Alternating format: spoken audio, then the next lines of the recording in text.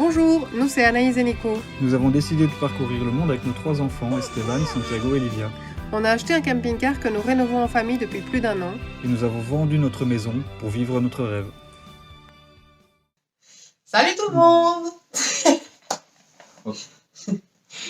Alors on avait envie de vous faire cette première vidéo ici. Ici on est chez nous dans notre maison à Gendrenouille. Enfin chez nous encore pour quelques jours.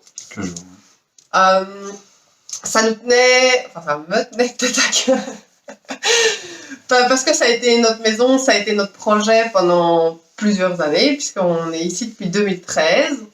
On est dans un petit village qui s'appelle Gendrenouille, fait notre dernier jour avant notre déménagement. On aurait bien aimé pouvoir vous dire qu'on allait déménager d'ici dans le camping-car. Et c'est même pas, faut le dire, mais on aurait vraiment bien aimé pouvoir mettre nos pièces directement, les installer dans l'armoire du camping-car. Mais on vous expliquera peut-être dans une autre vidéo, les circonstances sont un peu différentes. Et donc on fait un déménagement intermédiaire, puisque le camping-car se fait réparer.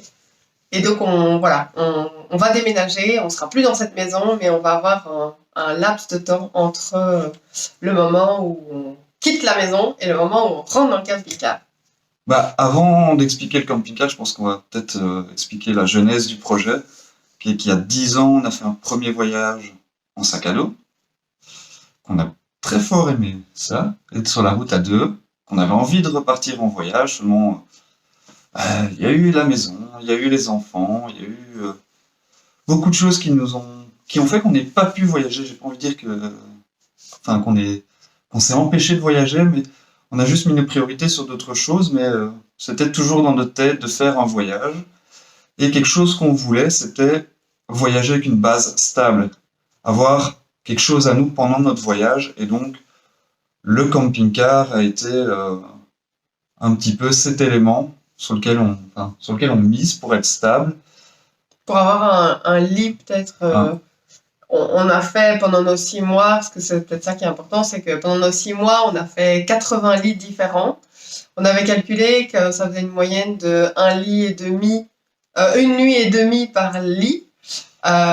Et donc, on est revenu quand même fatigué de devoir changer de logement tout le temps pour avancer. Et puis, on avait une date, puisqu'on avait un voyage, un vol de retour qui nous fixait vraiment à vouloir avancer. Et c'était les deux choses qu'on avait un peu, entre guillemets, regrettées, ou en tout cas qu'on ne voulait plus dans un projet suivant. Camping-car, pour faire quoi? Pour voyager avec notre famille. On a aussi 3 enfants, donc on n'est pas tout seul. En slow travel, idéalement. Et je pense qu'aujourd'hui, c'est encore trop tôt pour vous en parler parce qu'il n'y a rien qui est sûr. Voilà. Mais notre but, c'est d'aller le plus loin possible, d'avoir le moins de limites, sans se fixer d'objectifs de temps ou à telle date on doit être là, on doit faire ça. Voilà, c'est simplement voyager en slow travel le plus longtemps possible avec notre famille.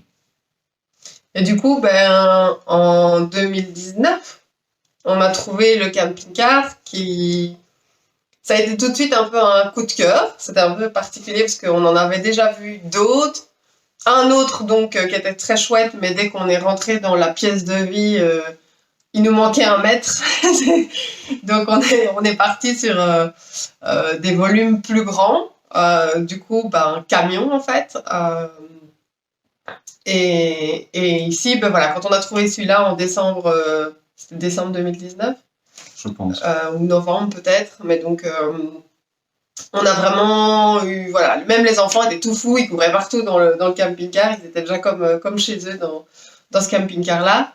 Et donc on a démarré. Alors ça n'a pas tout à fait démarré parce qu'il était déjà à l'arrêt à ce moment-là, et on n'avait pas le permis camion, donc on ne savait pas nous le ramener à la maison. Donc on a attendu finalement mon anniversaire, donc le 7 mars. Nico a fait des pieds et des mains pour que le monsieur à qui on l'a acheté nous le remorque.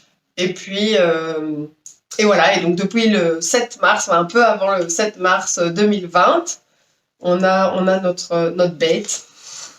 Alors, on va être tout à fait honnête, on est tout à fait novice en camping-car. On n'a jamais fait de camping-car de notre vie.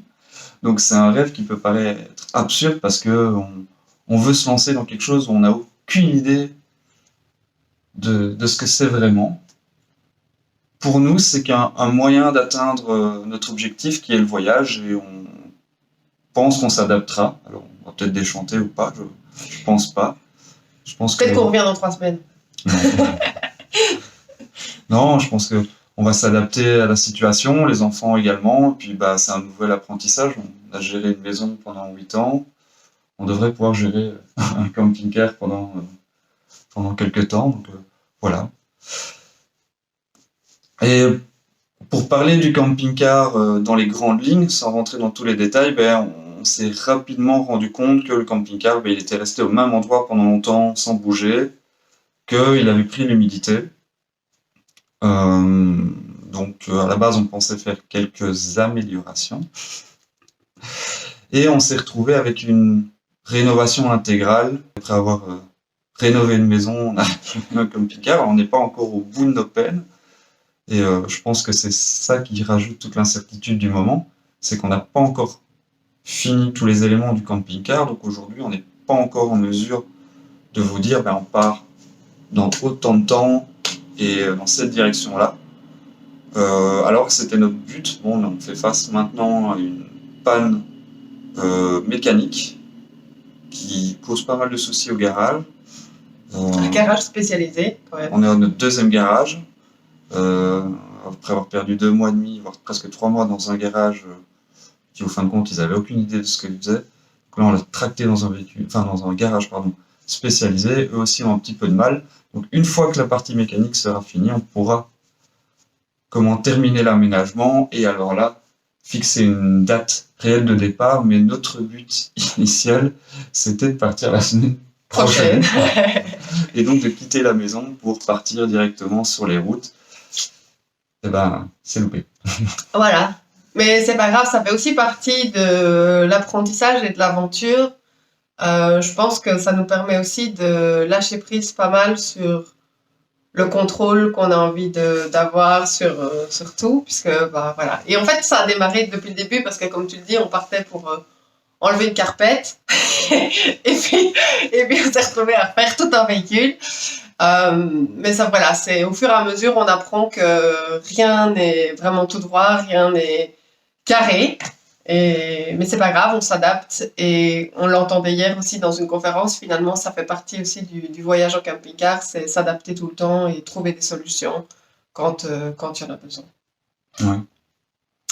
Donc voilà, je sais pas, tu voulais encore ajouter autre chose? Non. Peut-être rapidement nous présenter, nous, indirectement. Vas-y. Donc, on est les parents de 3 petits loulous qui ont 7 ans et 2 fois 5 ans. On a eu des jumeaux. Et donc, vraiment, ça fait partie de notre objectif du voyage, c'est profiter de leurs jeunes années avec eux, avant qu'ils soient adolescents et qu'on soit des vieux cons de parents, excusez-moi. Et profiter de ces années un peu magiques. Mais surtout, un de nos objectifs du voyage, c'est de les rendre acteurs. Parce que, in fine, c'est une décision qui nous appartient, de décider de prendre la route, de les déraciner, de les emmener aux 4 coins du globe, si on y arrive. Et on a envie que ce projet, ce soit également le leur. Donc ça, c'est sans doute un de nos plus gros challenges du voyage, hormis apprendre le véhicule, l'itinéraire, la vie nomade et le camping-car et voyager en famille, mais c'est que ce soit leur projet également. Et donc, ça l'est déjà. Ça l'est déjà parce qu'on leur a beaucoup parlé, mais je pense que ça va être important aussi qu'eux puissent à tout moment exprimer leur avis sur ce qu'on fait. Parce que quelque part, c'est nous qui avons décidé et maintenant on doit leur rendre une place d'acteur. Donc, voilà, prochainement, vous verrez nos petits loulous. Aujourd'hui, on a profité de faire la vidéo qu'ils aient. Une première vidéo sans eux, pour être au calme, pour déjà se mettre d'accord. Et puis après, ils seront là et on a Esteban, donc qui est le plus grand, qui qui adore expliquer. Donc, à mon avis, ce sera un plaisir d'apparaître dans les vidéos quand même et de donner sa part d'explication. Sur ce, on vous dit à la prochaine. À la prochaine!